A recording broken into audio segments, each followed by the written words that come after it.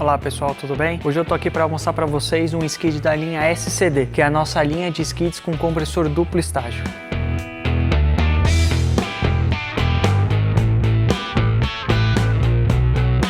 No vídeo anterior eu tinha mostrado a FA75-3, que é um skid igual a esse, com o compressor duplo estágio, só que são 3 compressores de 25 HPs. Como agora a gente tem esse equipamento aqui, que é o maior equipamento da família, ele é composto por 5 compressores de 30 HPs cada um. Essa daqui é a 150-5. Então, como é o maior modelo da família, achei legal fazer um outro vídeo, porque essa máquina ficou muito linda, tá muito legal, muito bem montada, e achei que valia um outro vídeo. Então, se você já viu o vídeo anterior, talvez algumas coisas aqui fiquem um pouco repetitivas.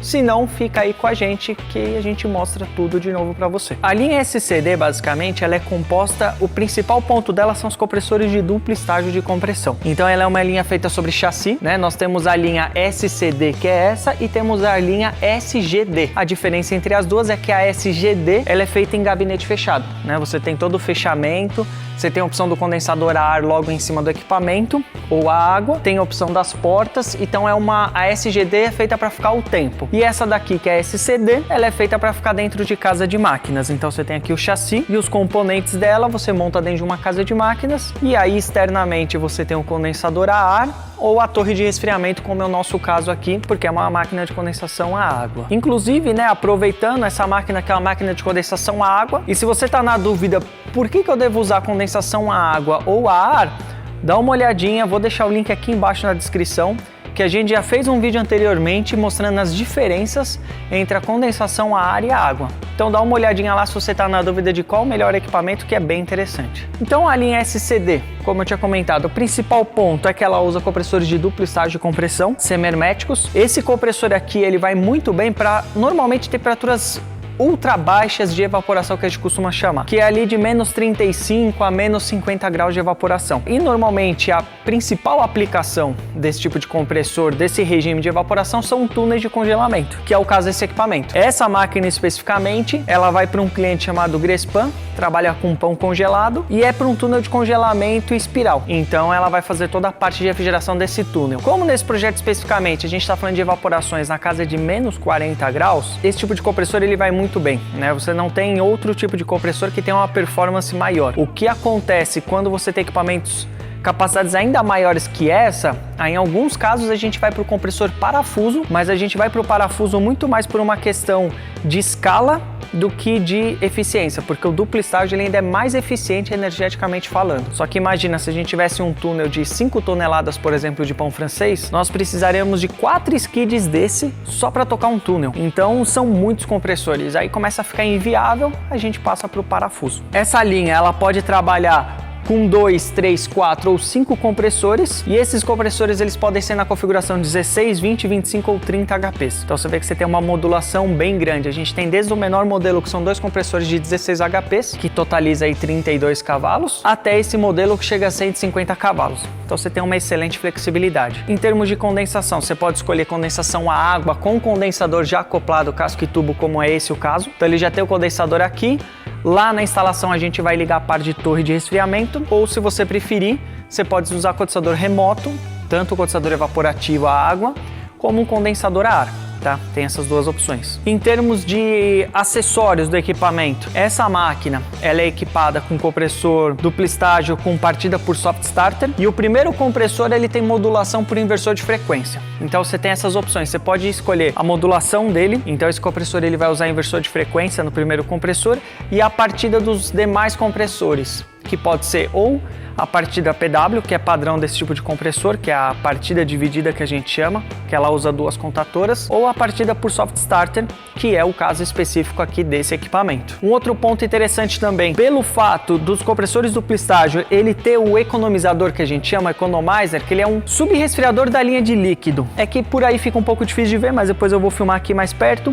Esse trocadorzinho de placas, ele faz com que você faça um pré-resfriamento do gás antes dele chegar lá no ponto. Isso daí faz com que você diminua a tubulação e aumente a eficiência. Ele funciona muito parecido com... O conceito é mais ou menos como o turbo dos carros. Você faz com que antes um carro que você precisava de um motor 1.8 para atingir uma certa potência, hoje com motor 1.0 sobrealimentado turbo, você consegue. É a mesma coisa aqui. Você pegar hoje um compressor desse que tem 30 cavalos, ele vai te dar mais ou menos a mesma capacidade do que o compressor de 44 cavalos de simples estágio. O mesmo semermético da Bitzer, só que com 44 cavalos vai dar a mesma capacidade, porque justamente esse sistema, esse trocador a placa, esse sistema de economizador e o duplo estágio de compressão faz com que você tenha num compressor menor mais capacidade frigorífica. Só que ao mesmo tempo você tem justamente essa limitação. Ele funciona muito bem para baixas temperaturas de evaporação. E isso é até um ponto de bastante atenção, porque geralmente os compressores de duplo estágio, eles não podem exceder menos 25 graus de evaporação.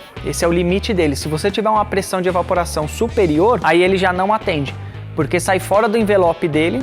E trabalhar nessas condições vai fazer com que você tenha uma queima do motor elétrico por sobrecarga e, enfim, uma falha prematura do equipamento. Uma característica bastante peculiar desse tipo de compressor é a alta vibração.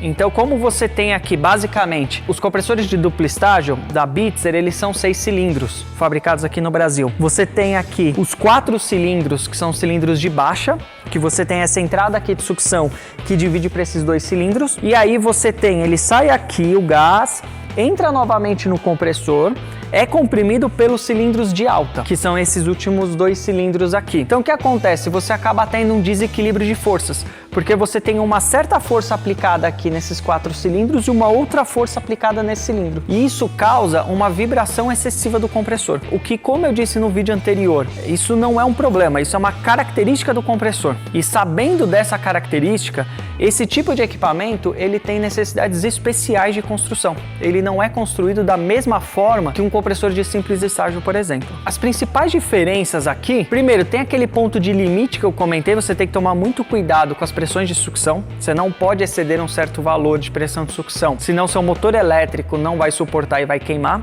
Esse é um ponto importantíssimo. Um outro ponto importantíssimo é a questão do subresfriador. Você tem que garantir que ele está funcionando corretamente, porque além dele subresfriar a linha de líquido, ele ajuda a resfriar o compressor. E o terceiro ponto aí, e mais forte, que tem que ter muita atenção, é na construção mecânica. Todas as tubulações aqui do equipamento que interligam no compressor, então essas linhas de sucção, linhas de descarga, todas essas linhas que estão ligadas diretamente no compressor, elas são feitas de aço carbono. A ideia de fazer essa tubulação com aço carbono é porque quando se faz em cobre ela até funciona, é razoavelmente comum, mas você tem muito problema de vazamento. Então a gente decidiu mudar e hoje todas as tubulações que você está vendo aqui, elas são feitas em aço carbono. É algo que dá muito mais trabalho, é uma mão de obra muito mais especializada, só que você elimina aí os problemas de vazamento. Que é mais ou menos como se a gente pensar no motor a diesel versus gasolina.